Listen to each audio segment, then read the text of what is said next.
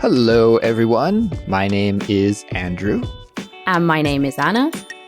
And you're listening to the Culips English podcast.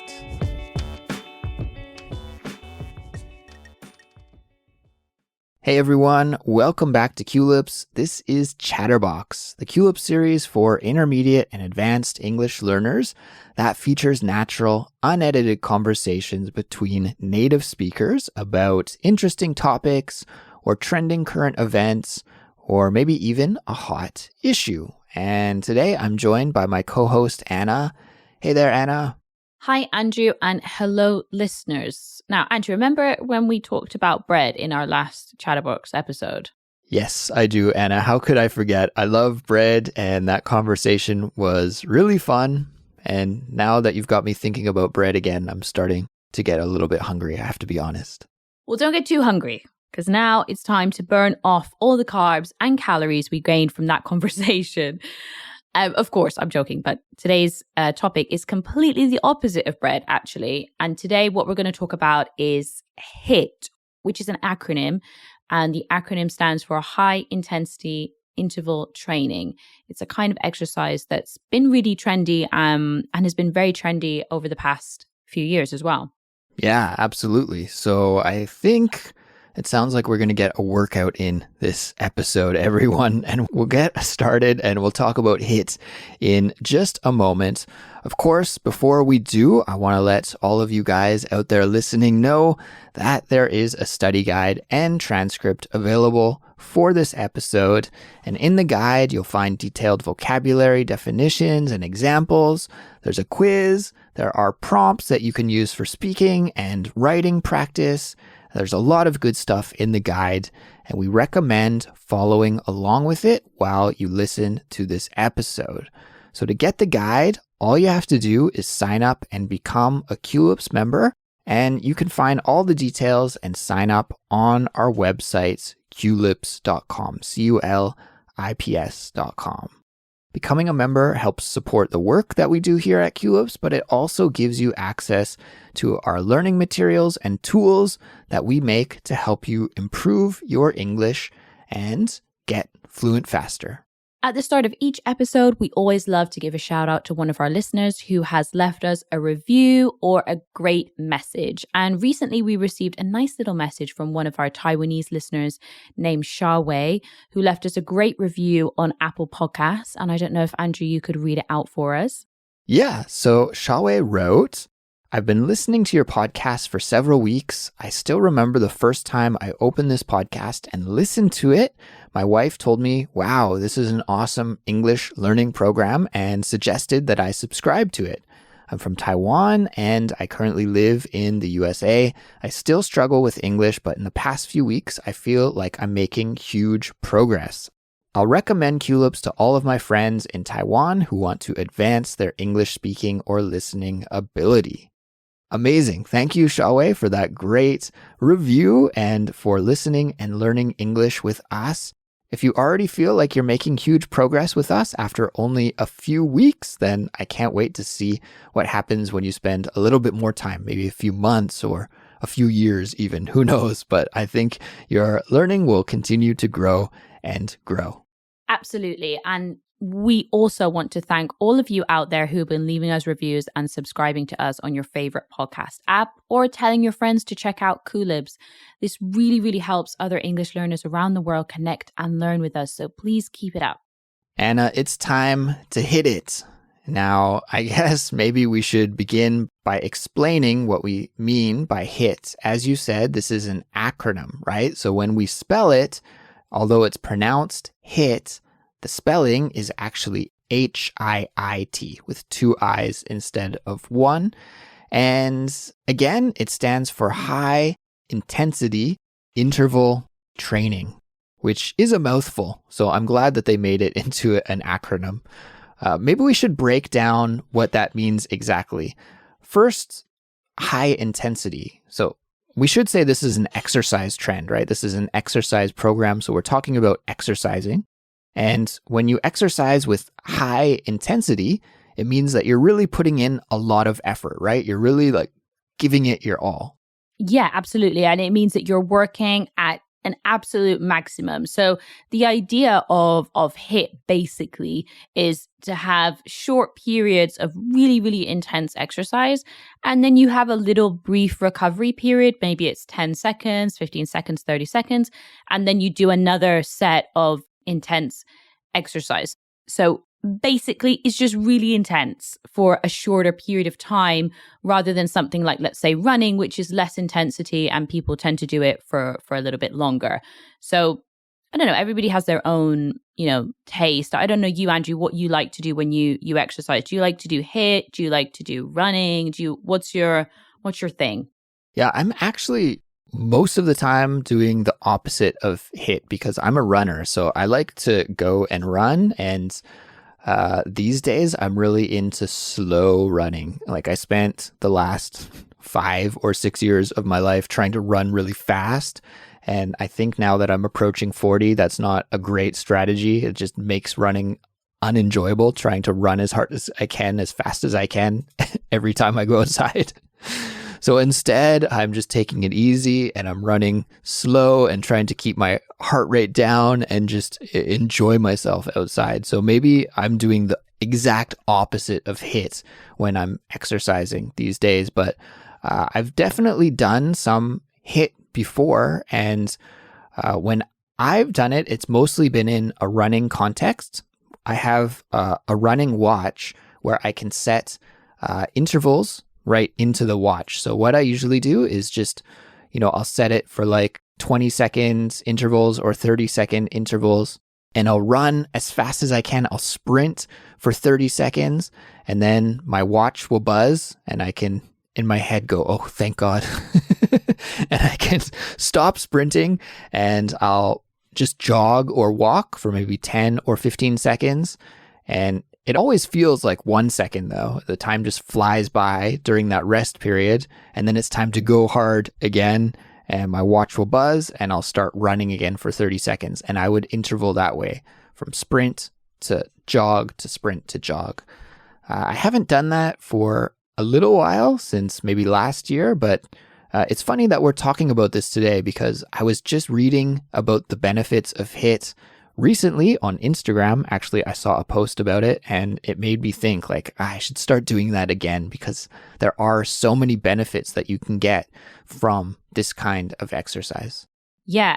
When I do exercise, for me, it's always been about a kind of feeling. Like, that feeling when you do exercise and you just feel like you just feel better, you feel a little bit more relaxed. It's really hard to pinpoint exactly that feeling, but it's like, well, you get endorphins as well when you do exercise, which are those hormones that make you feel good. And that's always kind of what I do exercise for. I mean, I like to be in shape and I like to keep fit, but it's also about that feeling. So for me, it's also like just keeping myself in check for if I've had a busy day or a long day. Like I really like to do exercise at the end so that I can just like get rid of the day. I don't know, but HIIT for me, and as you said, is really, really, really effective because it's a shorter period of time and you can burn more calories doing HIIT than you would do maybe with lower intensity exercises. But I mean, it's not good to do HIIT all the time. I mean, too much of one thing is never a good thing, but I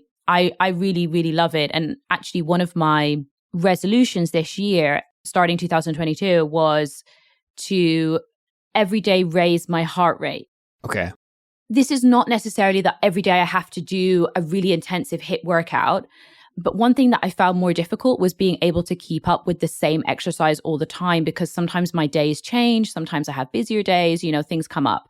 But what I said was, okay, if I could raise my heart rate every day, and that doesn't mean, as I said, HIIT, it could be going for a fast walk. It could be going for a run. It could be going hiking. So it's way more flexible and it's much easier for me to meet that goal. And I really love it. And I actually find that I've been sticking to it so far because it's like you can be very flexible. You can do lots of different exercises. But for me, for some reason, raising my heart rate is like really important. I really like to know that I've raised my heart rate. I don't know why, but it comes back to that feeling. I just really like it. It's like I like to know that I've done something a little bit more difficult. I really don't know what it is, but yeah, I'm kind of obsessed with raising my heart rate right now. It's kind of weird, but yeah.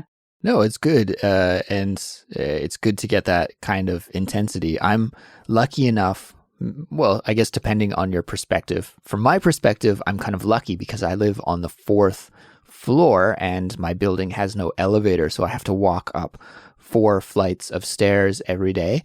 And I also have a little dog that weighs around 7 kilograms. So I walk with him up the stairs, 3 or 4 times a day when we go outside for a walk. And I always think that's like a little bit of training because my heart is always beating quickly when I get to the top of the stairs. It's like carrying a little kettlebell up 4 flights of stairs or something. I don't know. So I'm lucky that I can get my heart rate up every day without even having to think about exercise. Yeah, and that's the best thing is when you're doing exercise, but you don't really even realize that you're doing it. Like carrying heavy shopping bags, for example, walking really fast. All of these ways are great ways to be active and keep fit. And one of the reasons, I mean, I've gone through different phases in my life of being more active and being less active. Like I don't want to portray that I'm like this super fitness obsessed person because sometimes I'm really not. And I've had periods of my life where I've been really, well, I would say lazier or not as interested in fitness. But one thing I love about HIIT is that, you can do it at home. I really hate the gym. I don't know about you, Andrew, but one thing I've never really enjoyed going to the gym at all. So I love that you can do it at home. You don't need any equipment. Maybe you need a mat just to make sure, you're not, I also live in an apartment building. So making sure that you're not annoying the neighbors every time you land on the floor is probably good. So you don't need any equipment and you can just do it at home. And you've got all these things that you can watch on YouTube of videos and routines and whatever. So that's one thing I love is it's really accessible and you can kind of do it at literally anywhere. And it's good to include in a routine of fitness. And interestingly, I used to be a runner, but I'm not now, but I really used to be into running. And actually doing HIIT alongside your running training will help you run faster because it's like cross training. So if you do those little HIIT things alongside your running program, it can actually help you run faster. I mean, I was never that fast, but it did help me pick up my time a little bit. But I think running is also great, and running just gets your mind in a different place, and you feel great after a long run, or a satisfying run is really, really, really nice.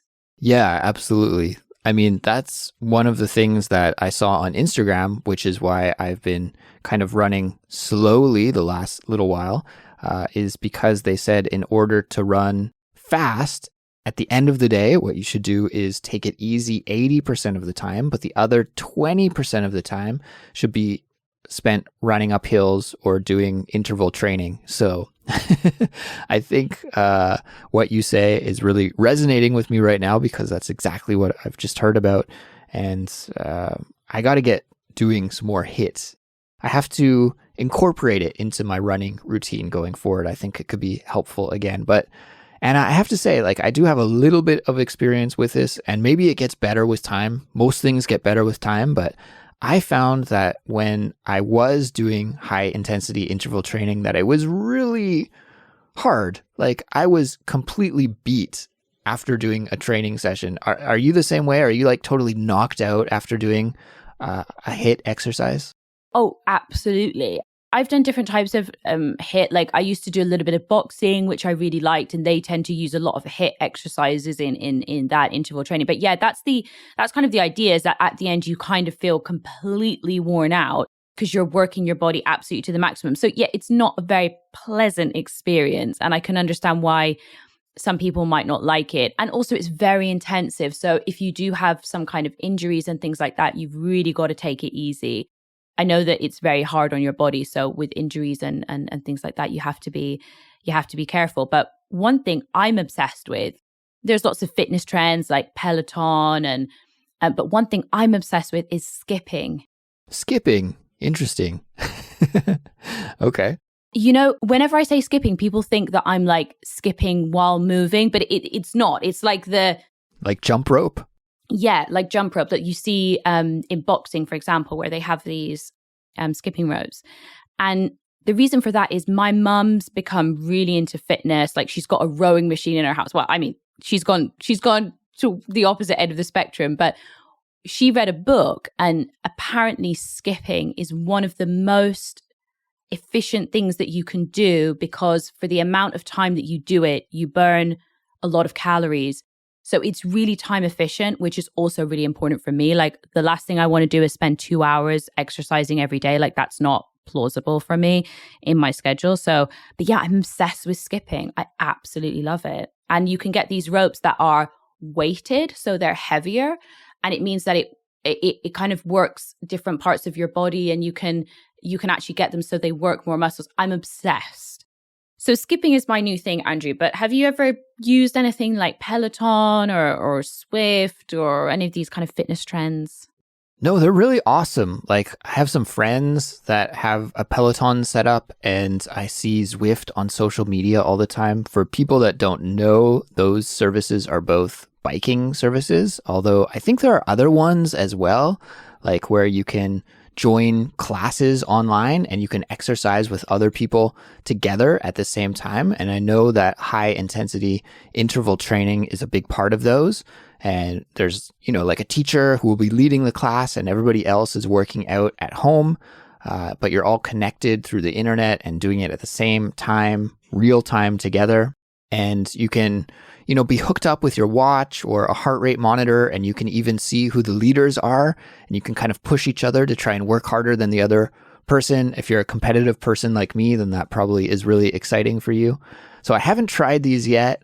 I want to one day. I'm kind of in a similar situation to you, Anna, where I live in an apartment and, I can't really like jump rope. As I said, I'm on the 4th floor. I think my neighbors below me would kill me if I was jumping rope or I don't know, doing jump squats or something like that in my apartment. So I'm not in the greatest environment for that kind of training at the moment, but in the future, if I move into a house or something, for example, I would love to give that a shot. It seems like a really cool technology that kind of emerged at the perfect moment for it to take off as gyms were closing down and things were in lockdown for the pandemic. So yeah, it's on my list of things to try in the future for sure. Yeah. And I mean, there's a time and a place for gyms. I say I hate gyms. I mean, there has been a couple of points in my life when I've gone to the gym a lot because it was convenient. And that's always been the thing for me. It's about convenience and, if I like the gym or not. I mean, some gyms are nicer than others and the staff, and that always helps make me go to the gym. And I like the classes. There's also a lot of HIIT classes that people do at the gym. So I used to love going to those types of things. But right now I'm really into doing exercise at home, and I go to the park sometimes and do my skipping. I really enjoy exercise in general, and I always feel like it's a good thing to include. And as I said, it's for me now.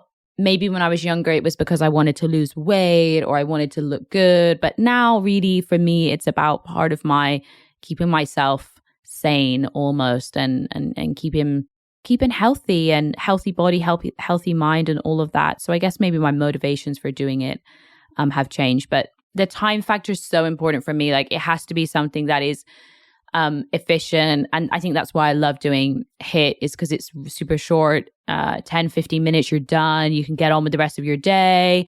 But I've really got into doing exercise in the evening recently. Like, I always change when I do exercise, or at lunchtime rather than in the morning. But I don't know. I always change. I go through phases, like everybody, I think. I always go through phases with things. But right now it's skipping in the evening. I don't know how people exercise in the morning, to be honest with you. I know it's one of the most popular times ever to do exercise. And a lot of people, get up and they go for a run first thing in the morning, or they go to the gym first thing in the morning. But for me, when I'm finished exercising, I'm always like exhausted. I think maybe that's because I was exercising too hard. So like, to think of having to do the rest of my workday in that condition is really difficult to imagine. So I've always been like a late afternoon or evening exerciser. Maybe now that I'm taking some slower runs, maybe I could switch to the morning, but I don't know if you find this yourself, Anna, but for me personally, exercise is like the most important thing for making sure that every part of my life falls into place, because if I'm exercising correctly, then I sleep better at night. And if I'm sleeping better at night, then I can wake up in the morning and be more productive. I can also feel motivated to like study Korean, and I don't know, like a lot of the things that I want to do in life come from having a regular exercise routine. And if that falls by the wayside, then all of my other good habits kind of fall apart as well. So I think it's really kind of the keystone for my life. I know that sounds maybe a little bit extreme, but I really do think that it's a really, really important part of my daily routine. Well, maybe not every day, but my regular routine, let's say. I completely 100% agree. I think it underpins a lot of things. And, you know, I feel very lucky as well, because I know it's not possible for everybody to do exercise. Some people are maybe injured, or some people can't. Maybe they have a specific condition, or so I feel lucky that I'm able to exercise, and I'm very, very grateful for that. Because you never know when you might get an injury, or you might not be able to train or do exercise. So I'm very grateful for being able to do that. But there was a time in my life, coming back to the morning thing, I used to get up at 5:30 in the morning, and I used to either go to the gym or I used to go for a run, and I loved it. But now I can't do that. Not right now. But there was a time in my life when I would do that, and I did it every day. And I think it was also because I was kind of part of a group of people. So it was kind of a community thing, and we were all really into fitness. And that kind of spurred me on to do it more. And now the idea of getting up at 5:30 in the morning and going for a run fills me with horror, to be honest, especially in winter. In summer, it's a little bit better. But then, of course, here in Spain in summer, it's impossible because it's like 40 degrees outside. I mean, I don't want to go running in 40 degrees. Like, that's not fun. I think one thing as well about exercise or regular kind of activity, I guess, is that even though you think it's going to make you more tired, it actually gives you more energy. I always find that when I'm doing exercise regularly, I have more energy for my days, because my days are long. I'm sure like yours as well, Angie, and listeners, I'm sure you have long days too. And it gives me more energy to get through that. And you actually feel less tired, which is one of the kind of counterintuitive things about it. So yeah, I think I completely agree with you. I think it underpins many, many different things about having a healthy life. So I feel very lucky that I can do it, and hopefully can do it for a long time.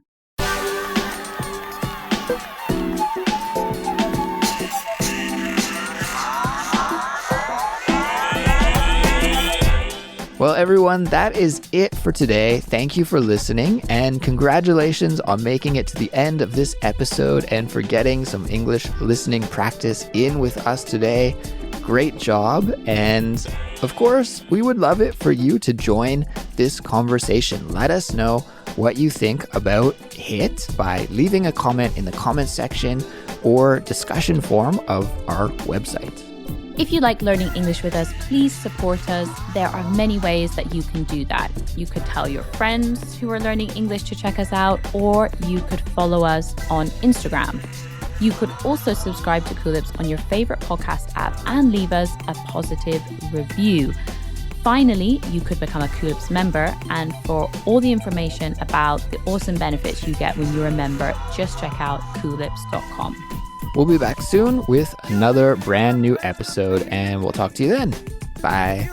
Bye-bye, everyone.